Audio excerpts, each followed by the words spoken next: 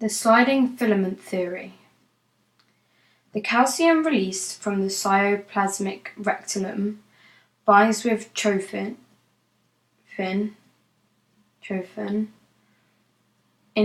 which is one of the three main components that make up the actin.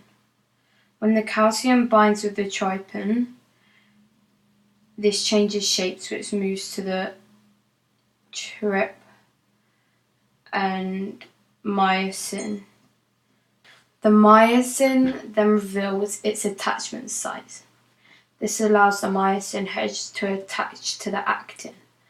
The myosin head attaches to the actin when the single phosphate molecule is released from the myosin head.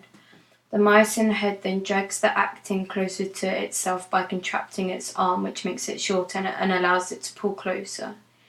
ATP is then formed, which makes the myosin head release. ATP is shortly joined by an extra phosphate, which transits back to the ATP system. ATP. This system is then repeated until the brain stops sending impulses to the neurons. This allows all muscles to relax once the cytoplasmic reticulum and then stops releasing calcium because there is no calcium present. The myosin attachment sites will close as the trophin will go back to its original form. Then this doesn't allow the myosin head to bind and pull the actin closer to them.